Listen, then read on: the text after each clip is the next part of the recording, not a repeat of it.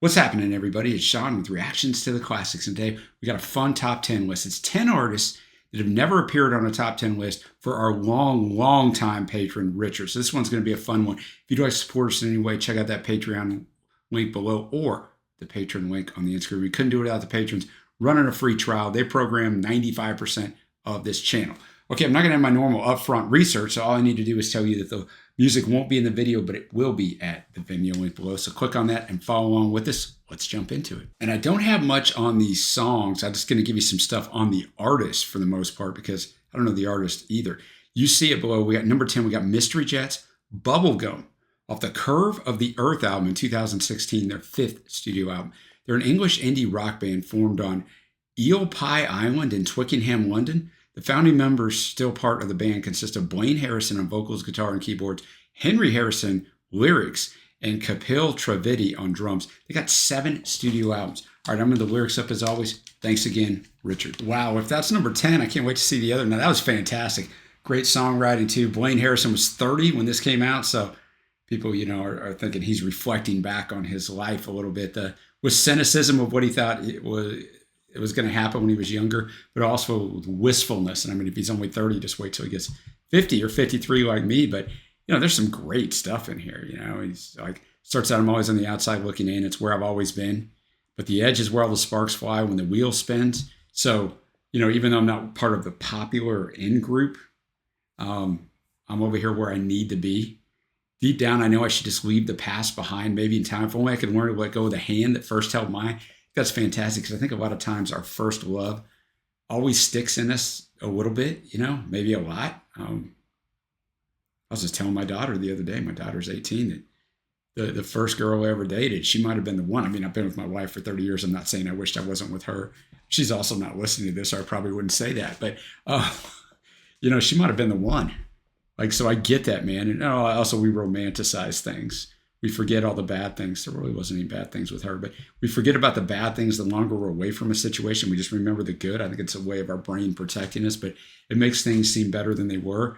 But, we will splinter and we will divide. We'll disappear to 2 different sides. But I hope the world in which we find ourselves returning to is better than the one we left behind. It's a borderline great song, and I don't throw around the G-R-E-A-T word very often. Next up, we got Coconut Records West Coast from the Night Timing album in 2007, which was their debut. It appears in the movie Cloverfield with Benjamin Eisinger, Brenda Colonna, and brother Jack Elder. The album is produced by Mike Ettinger of Incubus, so I guess Benjamin had to be, I don't know what, his brother or something, in Casa Chica in Malibu in August of 2006. The album is a product of Jason Schwartzman, who wrote all the songs and performs the majority of the instruments. All right. Let's get it. I was trying to figure out what that instrument was on there. I don't think it was just a synth or a guitar, but maybe it was just in a very odd tune. I don't know, but a really good song, man.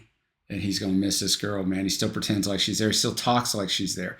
Then in the third verse, she is still kind of there and he's leaving. Should he wake her up? But, when you're with someone for a long time, you talk to them like they're still here because it's just kind of that habit, man. So a well done song. And as we move on to our number 8 track, Richard is ranking the artist, but all I can go by is the song. So I trust that he's got them in the right order, but I might like the song at number 10 better than the song at number 1, but that doesn't mean the artist is better. I've only got the benefit of going with one song, so I like to say that. But you see it below. We got the Twang and the song Either Way from the Love It When I Feel Like This album in 2007, also their debut. They're an English indie rock band formed in 2004 in Birmingham. The band have released 5 studio albums consisting of vocalist and guitarist Phil Etheridge, bassist John Watkin, guitarist Stu Hartland, drummer Ash Sheehan, and new backing singers Kat Mateague and Rio Haler. That might have been real recent, maybe not on this album. They gained national acclaim when Enemy magazine produced an article on musical acts in the West Midlands. The band's original lineup, I guess that's what we want, consisted of Etheridge and Saunders, Watkin, Hartland, and Matty Clinton on drums. This song itself went to 8 in Scotland and 6 in the UK, so if you're in any of those areas, you may know it. All right, Either Way, Phil Etheridge, man. Interesting way of delivery. It took me a minute to get used to it, then I really liked it. Almost like a speak singing, but then when he gets into there's not really a proper chorus on there, but when he gets into the section that would be the chorus, it's repeated lines, close enough. We'll call it a chorus. Genius lyrics don't, and the other lyrics I see don't. But when he gets into that, it's really pleasant in the mixing on there, and little callback vocals on there. maybe even a xylophone at the end, the last 30 seconds. I don't know, but well done. Next up at number 7, we have We Are Scientists After Hours from the Brain Thrust Mastery in 2008. We Are Scientists is a New York City-based rock band that formed in Berkeley, California in 1999. It consists primarily of guitarist and vocalist Keith Murray and bass guitarist Chris Kane, with drummer Keith Carney joining the band in the studio and for live performances since 2013. So he's not on this one. 8 studio albums. This is the lead single. Went to 15 in the UK, their highest charting single to date. It's featured in the 2008 film Nick and Nora's Infinite Playlist, as well as in trailers. It was also featured in the video game Tony Hawk Ride. All right, great guitar melody there, riff, and drumming as well, but enjoyable song. It's really about being out partying one night, right? And you've already had a lot to drink. You figure that out in verse 2, but let's stay. Let's just keep going. You know, those times in our life where you kind of realize it when you're in it, and the older you get. I mean, I've been out partying, and I mean, I haven't had a drink of alcohol in almost 20 years, but you know, those moments you're in and you kind of realize it when you're in it, of like, man, it's pretty special. And I'm going to remember this for a long time. This doesn't happen very often. So I think that's what he's trying to prolong this. Like, don't go home. Say that you'll stay. Come on, guys. So that was a cool song as we get to close to the halfway mark of this list. Number 6, Two Gallants, Steady Rollin' from the album What the Toll Tells from 2006. They're a guitar drum duo from San Francisco consisting of Adam Stevens on guitar, harmonica, keyboards, piano, and vocals, Tyson Vogel on drums, guitar, and vocals. They formed in 2002. They're often described as punk and blues-infused folk rock, with the band's sound developing deeper into rock and roll in later releases. 5 studio albums, 2 EPs, and several singles since 2004, as well as touring extensively. They're steady rolling, man. I didn't see parts of this song coming, man. Not gonna lie. My loving lady, she's a ball and chain. I can travel, but my speed has changed, so she's holding him back. I bring the money, I take the blame. Steady rolling, I keep going. I'm like, all right, man. Yeah, you know, I get it. Then the very next verse. But I shot my wife today, dropped her body in the Frisco Bay. I had no choice. It was the only way. That's coming. I'm still running. It folds that out through the rest of the song, man. Didn't see that come. A well done, kind of little eclectic song there. All right, we're in the top 5. I mean, I think I know this group. Hellogoodbye. Here in Your Arms from the Zombies, Aliens, Vampires, and Dinosaurs album in 2006, their debut. They're an American pop band that was formed in Huntington Beach, California in 2001 by singer Forrest Klein. 4 studio albums, lead single, 14 in the U.S., certified platinum in the U.S., 4 in the U.K., also entered the top 10 in Ireland, the Netherlands, and Sweden, 11 in Canada. So I may know this song. It's 2006, maybe. I don't know. I guess we're about to find out. All right, here in parentheses, In Your Arms. I knew this song. I don't know it greatly, but I knew it. I knew the melody when it hit. I knew a couple lines when it hit. It's very of the time. 2006 is very, this is what a lot of music sounded like from like 04 to maybe 07, 08.